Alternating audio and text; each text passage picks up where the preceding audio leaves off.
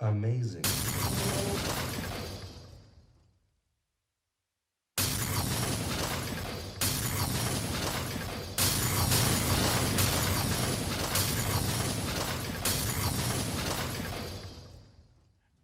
And welcome to episode 238 of the most must-see award-winning show to ever hit the Bedford TV airwaves, or any airwaves for that matter, north, south, east, west, backwards, frontwards, diagonally, sideways, any which way you look at it, all around the world, the Wrestling Connection. I am your host, your connection to the wrestling world, the pontiff of the pro wrestling populace, the formerly fedorable felon, the perfect Ken, Mr. Ken Hill, delivering all the news to you in professional wrestling today. And alongside me, as always, the consumer of wrestling knowledge, the prize fighter of the Wrestling Connection, the dragon with the gold, the legacy and Team Calvin, the breaker of Kens, Point Break King, multi-title title holder, Dan Calvin is here as well, having fun here. And we all like to wish you a good day here on the Wrestling Connection. Yes, because tomorrow morning, crack of dawn, 5 a.m. here, 6 p.m. over in the land down under, is the WWE Super Show-Down, which means today is the WWE Super Show-Down pay-per preview view. Which goes to show that even when championships are not on the line, pay-per preview day can be a very dangerous day. Just because we don't have the titles online don't mean we have punishments for those who come in last place. Exactly. You see, because it's not a traditional pay-per-view, we decide, okay, we're going to have a little fun with this. Titles are not going to be on the line. There's going to be no cashing in. So, but then the question is, what do we put on the line? What's at stake for the winner? And what's at stake for the loser? So the first time we had this, which was at the Greatest Royal Rumble, we had the premiere of Kaufman Karaoke, which ended at Bulgarian Rhapsody for me. Which went wonderfully, splendidly. Anna Kendrick loved it. Uh-huh. And rave reviews. And you got to be the inaugural blind tag recipient. Oh, yeah. How can I forget that? Double DQs everywhere. No. This time around, what we're doing is another candid thing. So what's going to happen is whoever comes in last place is going to have to do a good old-fashioned wrestling promo on whoever comes in first. Live on the air. All right. Basically, whoever comes in last place has to come up with a promo. Give him a couple. Okay, considering the level of talent we have on here, give him a couple. Maybe give him a week or two to hash out a promo. Then come on air and just spit that, like Becky Lynch, spit that straight fire. All right. Well, but in order to have a last place or first place, we need to have our predictions in, don't we? Oh yes. So let's get right to it. And you know what? Let's start out with a hometown boy. Let's do that. Let's start out with Melbourne's own Buddy Murphy going up against the Cruiserweight champion Cedric Alexander for the Cruiserweight Championship. So considering the fact that these guys have had matches before on 205 Live, and it was one of the few matches I went out of the way to watch, these guys have great chemistry. I mean, these two have faced off multiple times in 2018. Cedric's come close a couple of times to winning the Cruiserweight Championship, but always came up just a little bit short. So maybe all he needs is a little hometown advantage? Hometown advantage. And now, typically, when you think WWE, you think, oh, they never give these guys a hometown They like to advantage. subvert. They like to subvert, but by creating it But by doing that, But that's their they're new showing norm. how edgy they are. Oh, hey, here's the hometown boy. Nah. Hey, Sasha's in Boston for Hell in a Cell. Let's have her win. No. No. So, but I think they'll subvert the subversion right here. Okay. I mean, We have 2 Australian-born accent.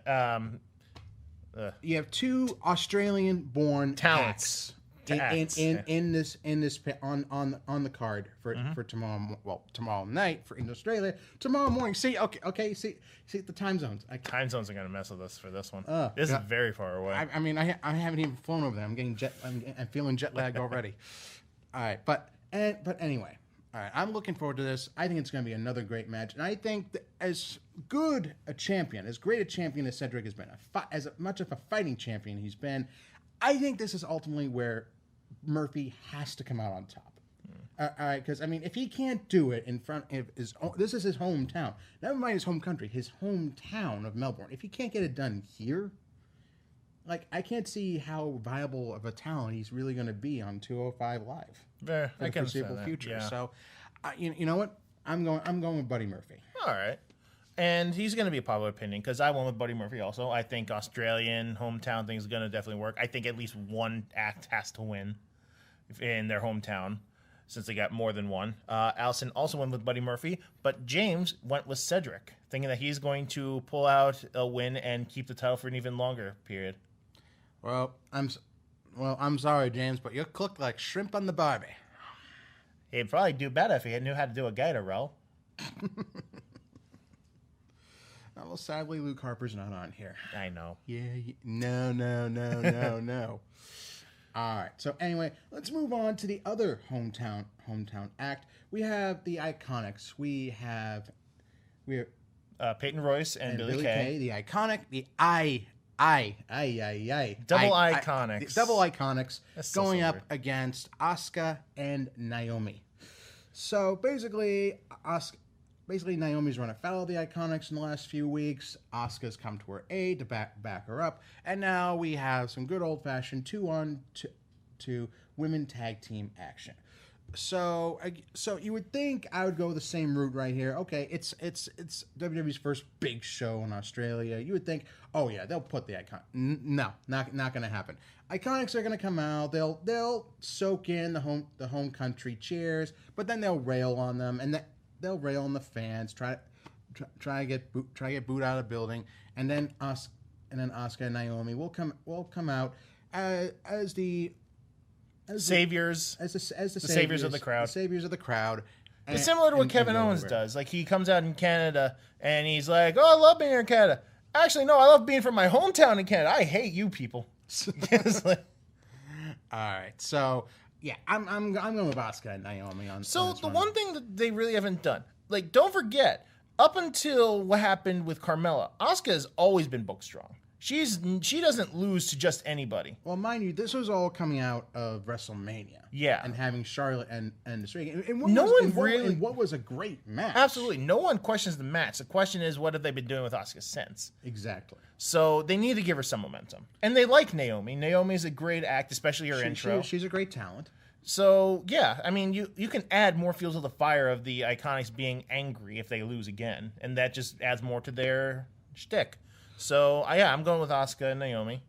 Allison's also going with Asuka and Naomi. James, buddy, I don't know what you're doing here. But he thinks that, one Australian talent has to win. But if he didn't go with Buddy Murphy, he went with the Iconics. So, basically, he's flip-flopped. He flip-flopped, yeah. So, basically, so far, he's going all Greg on us, basically. For these two, yeah. All right. So, moving on to the next match. Staying on the SmackDown side, we have the SmackDown Tag Team titles. We have the New Day versus The Bar. The Bar. Who just last SmackDown attacked Mr. Bootyworth. Mr. Bootyworth. Who I found out apparently is Dewey Foley. Dewey Foley. Spoiler. Hey. Hey, that means that his son is on air before his daughter, who's actually training to be a wrestler. Earning your chops, Dewey. All right. So anyway, I mean, there's not much build here. There really isn't. The feud hasn't made much sense because the Bar lost out in the last 2 tag team tournaments, back to back, surprisingly. Yeah. And it's just like they just made number 1 contenders out of nowhere. So yeah, there hasn't been a whole lot of build to this. It's been more against just railing on the New Day's pancake related antics. So this whole feud has been built on pancakes. All it does is make me wonder who's gonna talk about real flip flop. Yeah, makes me flip flop. Really, flapjack. Flip flop, flapjack. Okay. So do we think it's going to be the American boys, or do we think it's going to be the Swiss and the Celtic? Swiss Celtic connection. I'm sorry. I gotta go with the New Day. I mean, obviously the history between these two teams, the fact that the Bar ended New Day's record-breaking tag title reign a couple of years ago. I mean, there's the history's there, the chemistry's there. It's just the build's not there. I mean, it would make very little sense for the Bar to come out tag team champion. So I got to go with New Day. So this one's a bit of a toss-up for me because, to be perfectly honest, if you really think about it, the Bar have yet to hold the belt on SmackDown, and they're talented enough They really for it. haven't had a good run on SmackDown. Yeah. So I went with the New Day because I think that their reign still just begun, and they like the thought of Kofi with that new record for most consecutive days as tag team champion. Good. Hey, congrats, Kofi. Congrats, Kofi. But I went with the New Day. I think they want to continue that. I think they're going to wait until there's another tag team that they can push. Maybe they'll try and give Sanity another run. I don't know. I mean, who knows? I mean, if the rumors were true, I mean, the Bludgeon Brothers were supposed to have an even longer run after SummerSlam before Rowan just up and got injured. Yeah. So that begs the question. Okay, maybe they're waiting for the Bludgeons to come back. Well, maybe for the Bludgeons to come back. Are they like, okay, is New Day going to like shift the titles onto, like you said, a team like Sanity, who could have a very interesting run with them? I mean, obviously, you also have the Freebird rules to take into effect there. The fact that they have 3 members too, That's so true. That could create some interesting. For the first time, you'd actually be able to have tag team action between 2 teams, and it keeps staying fresh because it keeps switching on who's going to be wrestling. You have multiple partners, multiple combinations. So yeah, it's a feud that could stay relatively fresh, like for the next few months. Yeah. So I mean, there's some intrigue there. Yeah. So 2 of us went with the New Day, Allison and James Bob with the Bar. So we're split on this. We're split on this one, actually. 2 for the Bar, 2 for New Day. All right. Alrighty then. Okay, so moving on.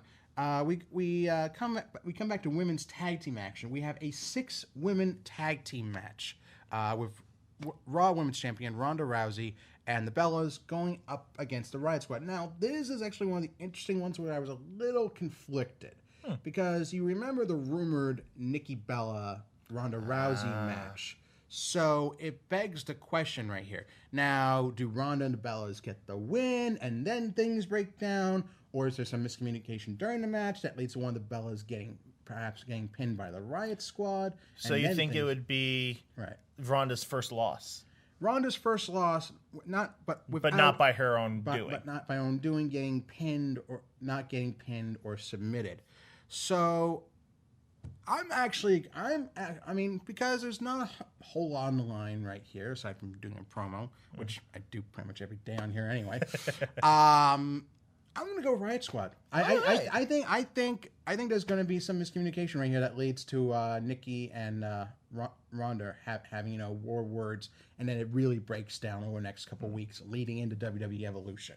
Well, I could definitely see that, but on my side, what I think is gonna happen is Ronda's going to show how dominant she is, but then Nikki will probably tag herself in and say, no, I'm the better competitor. Watch what I can do. And then it'll be a friendly rivalry up until Evolution, until near the very end where there's a turn. So I think it's going to be Ronda because I don't think they're going to give up a Ronda loss here. Well, I mean, I get where you're coming from, but again, Ronda doesn't have to be the one to take the fall here. I mean, you could easily have Nikki or Brie take the fall, and wouldn't matter. Actually, I'd say Brie takes the fall right here. After what happened as a bit of a punishment? I'd say so. I'd say it could definitely happen. Just to appease the fans, have the Riot Squad go over here just to say, okay, you know what? We get it. We get why everyone's been on Brie. I feel bad for Brie, though, if that were the case. Only because that means that 2 consecutive pay-per-views she lost, and it hurts the 2 people that they wanted to keep getting over, like Daniel and then Ronda. Right. But I think... But I could see that happening, absolutely, as a punishment. Exactly. So, I mean, well, not so much a punishment, just as a way to appease the fans. So say, okay, we get it. Here you go. Brie just suffered a loss. Actually, you know what? I mean, better yet, just have Liv pin her. There you go. Her comeuppance, if you will. Well, you're going to be on an island on this one because everyone else went with Ronda and the Bellas, and myself, Allison, and James.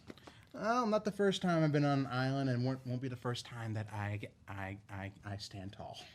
It'll be interesting if this is the one. It will. All right, so after that, let's see. If you want to stick with women, we have Becky and Charlotte. We have Becky and Charlotte. Becky Lynch defending the SmackDown Women's Championship against her former friend Charlotte Flair. Now, it's good to see the belt on Becky with that picture there. Right. WWE has been so adamant about Becky being the heel. I mean, they've had her do everything. They've had her assault Charlotte. They've had her verbally assault the fans. They've had her verbally assault towns she's come to. Mm-hmm. I mean, they've tried over and over again, and the fans don't care. The fans don't care because the bottom line is you're expecting us to boo someone who worked and scratched and clawed versus a Flair. I mean, okay, it's in her name. She's I mean, Charlotte rags on Becky for acting entitled. I'm sorry, whose daughter are you again? I'm sorry, you're entitled by definition here. I mean, I'm sorry. What's her finisher called? That's not the figure 8. The natural selection. Natural selection, implying that she feels like she's a natural fit to be champion. Mm-hmm. That implies egotism. That implies that she feels entitled to a champion, to being at the top, being the best. Yeah, instead Becky has been constantly showing, "Hey, I'm better than you.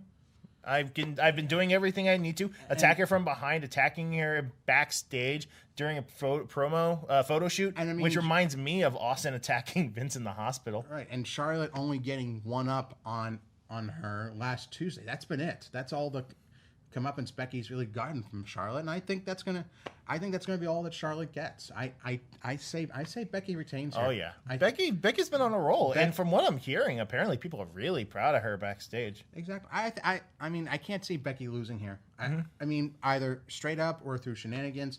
I mean, supposedly at Hell in the Cell there was supposed to be some shenanigans in her winning the championship from Charlotte, but she just won it straight up. So it was good. It was better that way. So I think maybe we see the shenanigans. When's the last time we actually got to see a female heel win without having to cheat? Very rare. So I like that. I like that concept. Right. So yeah, you're going with Becky. I went with Becky. Allison went with Becky, and James went with Charlotte. James. I mean, they could try pulling a Sasha and Charlotte where they keep switching the belt back. James, I get that. I'd get that mind where I get that technical mind whirring on your promo right now.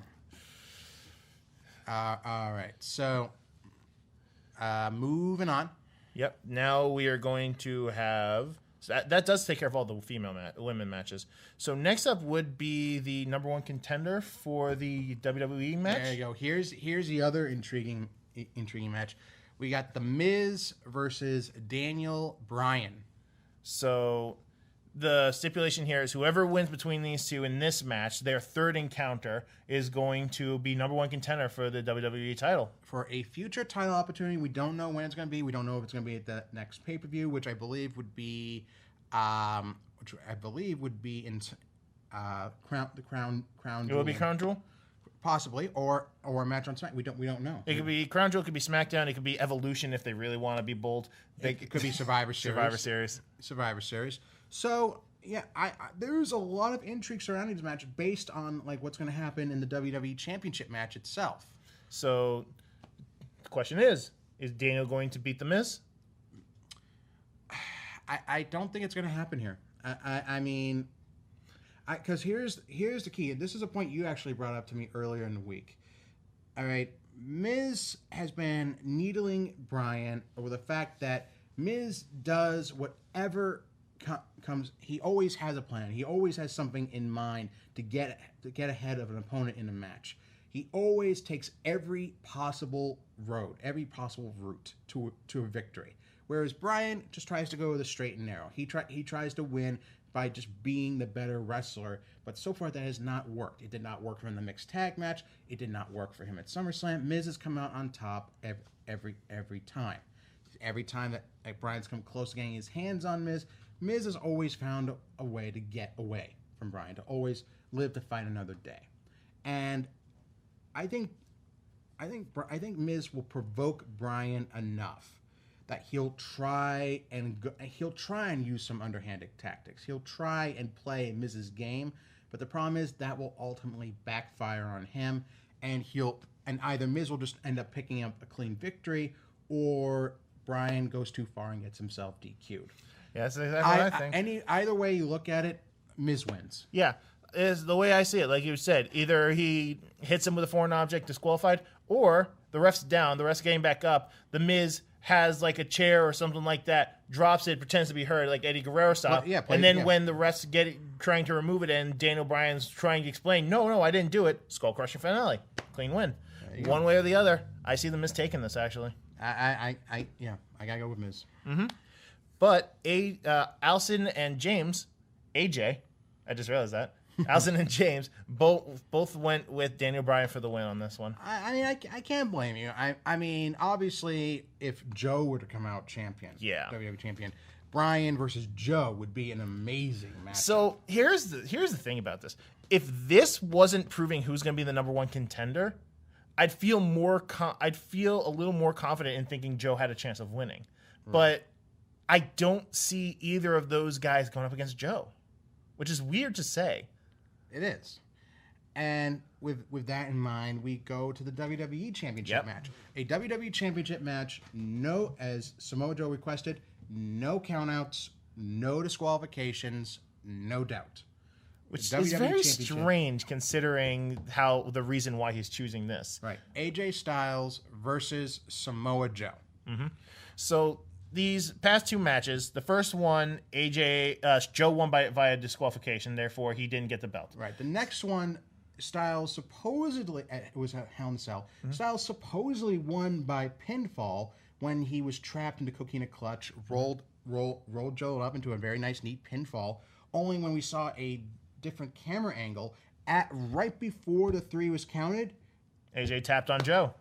So Joe knew that he won. So Nick, you got Styles versus Joe.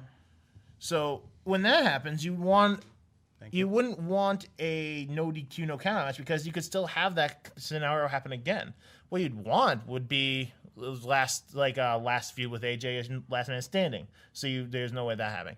Or here's the more likely option: a submission match between these two. I mean, yeah, because the thing is, they already did a last man standing match. I know, so they can't follow AJ versus Shinsuke. Mm-hmm. So yeah, you have to do something different here. I feel like I would have said submission match personally. Yeah, submission match. I don't know, maybe like an Iron Man match. 30-minute Iron Man match. No, they don't do 60-minute matches. No way. They don't think that people could pay attention to that. Well, yeah, that implies WWE doesn't trust its fans to have a large attention span. Especially those in Australia. They're brand new. They're fresh off the market. So, regardless of our thoughts on WWE and how they treat their fans. Minds and wallets ripe for the picking. So, regardless, right now we have to focus on, does AJ get his revenge on Joe trying to invade his house? I'd say so. I mean, there's no countouts, so we can't count on a double countout. We obviously can't count on a DQ. Mm-hmm. I mean, thus the two stipulations right there. So, I mean, this match could go all over the arena. I mean, it has to end in the ring. It's basically a no-holds-barred street fight. Yeah. That's what it is. It's a street fight in all but name. I mean, how it's gonna end? I'd see AJ barely puts Joe away. I mean, barely by the skin of his teeth. Like, they wouldn't do it this way. But I could imagine Joe getting the kicking and clutch in, but before he falls, AJ grabs a chair. Right. For a back hit. So catches him off guard, then goes for 450 or final form or any of those things. Something, yeah. But I mean, so essentially, because you have to remember, this is a little more than a big glorified house show. Yeah. I mean, they could pull the swerve. They could have Joe win here. But at the same time, you have to remember, again, number one contendership. If we're going for Miz to come out on top here, AJ has to win. I mean, because Joe versus Miz does not make any sense at all. So I got to go with AJ. So this is what I was saying before. With the match declaring who's going to be the number one contender, those two in particular do not feel like the next step for Joe. It feels like the next step for AJ. Because they keep talking about how would you be able to stretch the Miz-Daniel Bryan feud all the way to Mania, where they feel they could cash in the most. And everyone's saying, have Miz win the belt and have Daniel take it from him at Mania. You know, I actually had a theory, and this is actually what I saw. Now, we saw on SmackDown, I mean, if you allow me to go off for a little bit right here. We saw on SmackDown, we saw Randy Orton go up against Ty Dillinger. Mm-hmm. Match didn't even start. Dillinger ends up getting one of his fingers broken by the Viper. Now here's the thing. Orton didn't really necessarily name Dillinger as his next victim. He just didn't like his Perfect 10 stuff. Sure. So who's to say that Dillinger is his next victim? Who's to say that maybe someone like Daniel Bryan is an Orton's next victim? Because think about it. Who caused the downfall of the Viper? Who really caused him to fall? Take such a big You're referring to Race? WrestleMania 30 when Daniel took the belt away from him. Wow. And Orton's not. Orton is one to hold the grudge. Orton's not on the card. Who's to say that Orton wouldn't come out, cost Bryan the match? That's true. There you go. Bryan loses number one contendership. He has a new feud with Orton. Miz goes on to win the WWE Championship. They stretch the feud out with Orton to maybe around Royal Rumble time. Bryan wins the Rumble. Miz is still WWE Champion. Boom, there's your main event. Okay. So that's a way of stretching it. That's how you stretch out the feud. Okay. But right now, we think AJ's going to take it. I'd say AJ takes it. If we see the Miz winning and going up against Joe, who just won the belt, then therefore he can't take the belt because it's been too soon. Right. But if AJ keeps the belt, takes on the Miz, and we were talking about this earlier.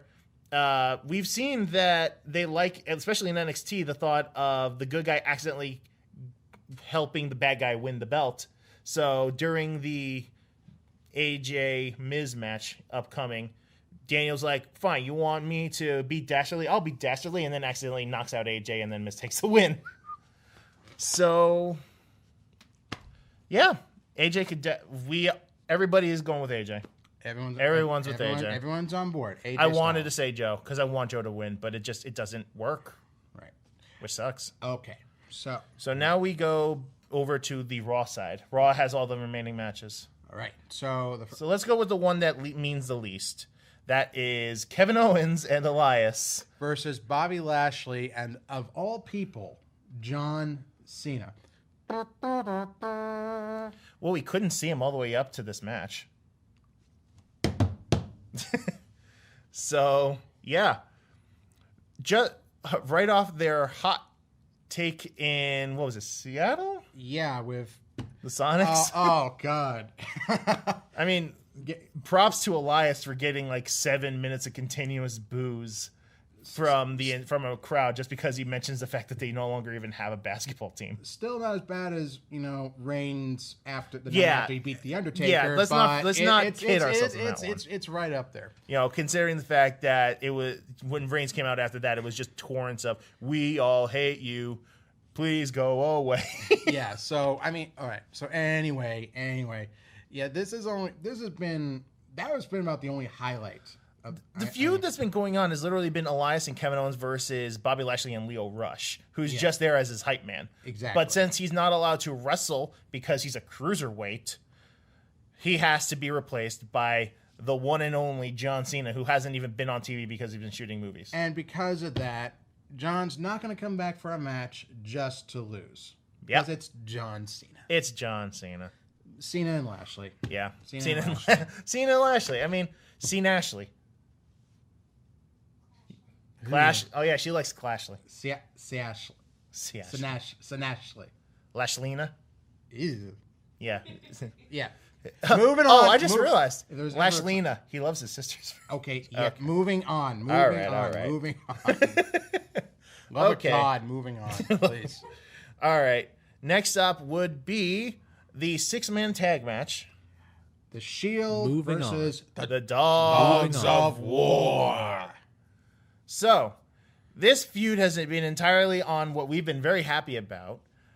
Will Dean turn on the Shield? He has every right to. He has every reason to. But not here. He's not doing it. It's not going to happen here. Again, it's a house show. All right. It may lead up to it, but it's not going to happen here. That being said, So, baby, we all miss Travioli too, Nick. So, the baby would go with the Shield, I would assume. Because Oh no, the Shield Greg left Travis here. He forgot Travioli. If that were the case, we would have seen him once in a while. Ooh. He is missed. That's all it means. He is missed. missed. Okay. Anyway, all right. Back to the match. So this match alone is the reason why we don't have an IC match, Universal match, or a tag match for Raw tag match. A Raw tag title match, a Universal title match, or an IC title match. It's all held within here. It's all crammed into The only here. people who don't have belts is Braun Strowman, who already is vying for the Universal title, and Dean Ambrose, who has who had a chance to compete for one of 2 championships and decided, oh no, I'll just take on Braun Strowman. And he saw what happens when that happens, and he's been a little bitter about it. Oh yeah, you think? Just a little. Going to Seth and just goes, if I wasn't such a good guy, I'd be Intercontinental Champion right now. Not only implying that he could have taken on Rollins, he thinks he's good enough where he would have taken the belt, and it wouldn't have even been an issue. He said the same thing to Roman. Okay, Ambrose said himself, they hit all the right points. Mm-hmm. He's been a champion. He's done it on his own. He didn't need the Shield. And when he went down with an injury, Rollins had no problem replacing him, going to Reigns first, and then ultimately settling on Jason Jordan. Yeah. So, but he stuck by his brothers because that's what he does. Which just creates some very interesting foreshadowing for the future. So yeah, but that's the thing, the future. I mean, he says you don't know when it's coming. Yeah, like an RKO, you don't see it coming. So the question is, who is going to win between these? In this particular match, that's the tough one. I gotta go with the Shield. Look, 6-man tag. You can't go wrong with 6-man tag team action in WWE, especially 6-man tag team action with the Shield. And look, they're the workhorse. It's an overused phrase, but they're the workhorses. Okay, they bring the fans in. They bring the excitement, especially when they come together as a trio. I can't bet against them. I gotta go with the Shield. You can't bet against the horses. Nope. All right. Well, I can. I'm going with the Dogs of War. So the way I see it is, Dean will put up a huge amount of effort.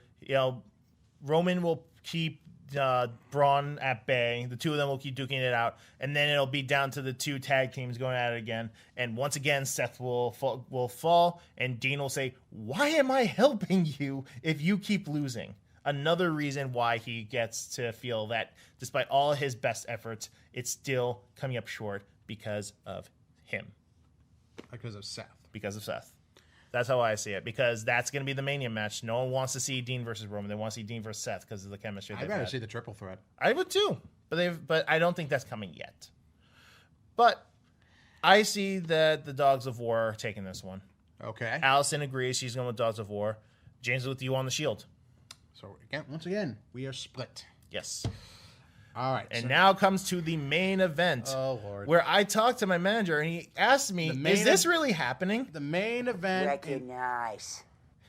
Nick, there What isn't year is even this? a title on the line here. So Recognize what year it is.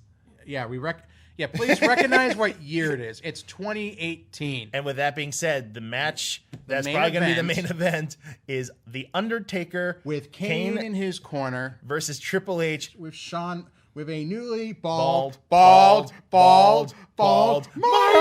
eyes, bald Shawn Michaels. So, SpongeBob reference. I've heard him say it enough times that I knew what he meant. So basically, it's DX versus the Brothers of It's Destruction. basically the two bald men versus the two hair extension men. Anyway, okay. The two eggheads versus It's a match with 4 eggheads, but only 2 of them are pretending to have long hair. Yeah, so basically, it's American Gothic in Hell versus the 2 eggheads. Okay. Okay. So yeah, this has had the most buildup of every other match. It has. I mean, not that it hasn't been good build-up, but It's been great buildup. but With essentially- minus a few, rambly promos from Taker and Shawn and Triple H. and Triple H. But Triple H was able to keep it a little sparse. He's the master of the rambling promo. Yeah, but Taker's was weird. Like pauses where there really shouldn't be pause. It was just weird. Regardless, we got to get to the match. And Michael's saying, "I will be as straight with you as my eye is." That just said all that needed to be said about Shawn Michaels. Yeah. All right. And okay, I'm sorry, I'm gonna go off on Go for it. Ramble here. Shawn, don't return. For the love of God, do not return. Okay. All right. We talked about this last episode. You have a ranch. You have kids. You're in movies. You're in your 50s. From what I hear, you get to headbutt Becky Lynch. You're living a dream, man. Yeah. You're living a dream. Just don't return to the ring, okay? Do what you did with the Sting match. His vow. Interfere. His vow to never return to the ring. Okay, he didn't take a payday for a Styles match. He didn't take a payday for Bryan. He didn't even take a payday for another Taker match. And yet the rumors being that he's going to take a payday, a multi-million-dollar payday, same vein as The Rock, apparently. One more match. One more. Well, no, that all actually discussed next week. Yeah. That's a little interesting piece. That of news. will need to see what happens before we get a full thing. Yeah. So Shawn, just interfere in the match, get tombstoned, and let that be the end of it. Okay. I'm hoping that the bump he took for the chokeslam made him think, no, I don't want to do this anymore. Yeah. Okay. I'm sorry. Stay safe. Okay. Like his vow to never return to the ring is like the one vow that's actually been up. When it comes to people retiring when they want to retire and not by injury. He's stuck to his guns. So he has nothing to. He is literally. I mean, aside from like one like a payday, he's got nothing to gain here. So with that said, though, I mean, look, Triple H is the heel in this one. Obviously, he's the corporate one. He's the soulless corporate man. Oh well, yeah, good to know they're really playing up the real characters right here. he sold his soul to become corporate, and my brother Kane's going to be in my corner. And yet, Mr. Mayor. Mayor Kane. Mayor Kane. Okay. Citizen Kane, be in my corner. I need help defeating this lawyer guy.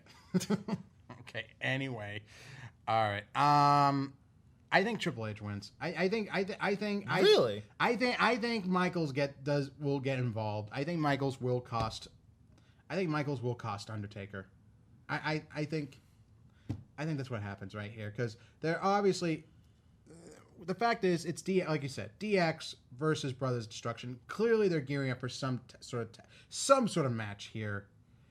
I'm sorry to say, and if that's gonna go, it's gotta kick off with a heel winning. I gotta go with Triple H. I thought I was gonna be on an island on this one. I'm going with Triple H too. You know, the way I see it, because Taker has won all his matches ever since he's been back. You know, he beat Cena, he beat Rusev. People thought that they weren't going to test it. But if out of all the people he's wrestled, Triple H has wrestled him enough times. They know how to do this. Right. So, yeah. I mean, of all the things, I think Triple H with Shawn Michaels, because they have that happening. And all the rumors about the DX versus Brothers Destruction, what's going to kick that off? Is it really going to be Taker winning again? That would put Shawn and be like, no, there's a reason why I stayed away. But no, if he interferes and, Kane couldn't stop it from happening, and Taker takes the loss because Shawn Michaels kicks him in the face. I'd be Taker. I'd come back and go, you want to get in my way again? I'll put you down like I did last time. Which, again, not only leads to the Brothers Destruction match, but it's also leading to another Taker-Michaels match, which is also getting rumored.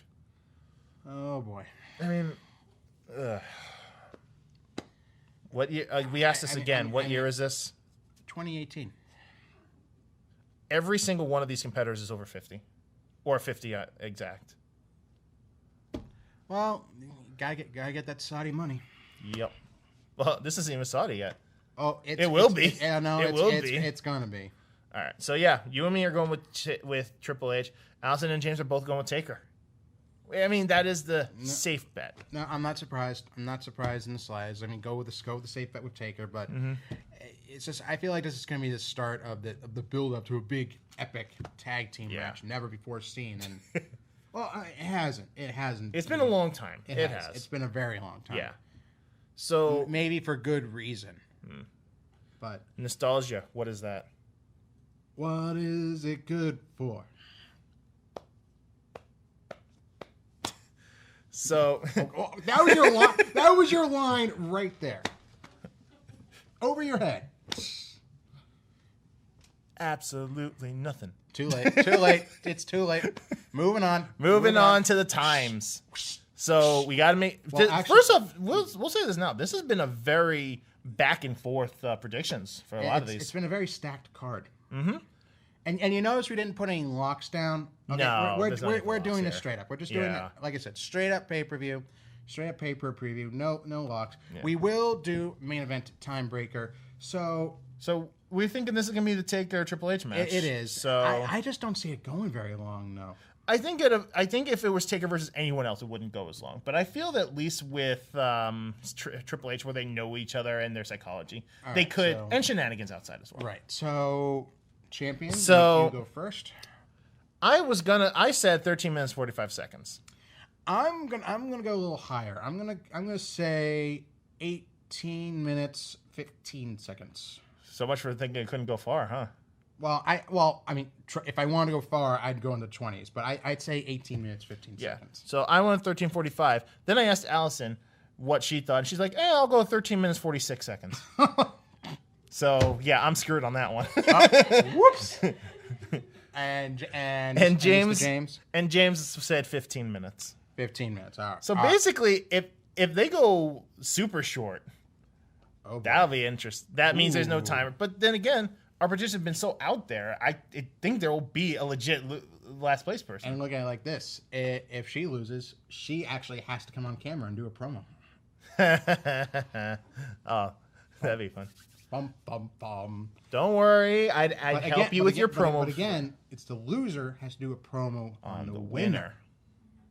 So, I mean, could be her doing a promo on me, could be you doing a promo on me, could be vice versa. There's some interesting possibilities that could be coming out of this pay-per-view right now. Yeah.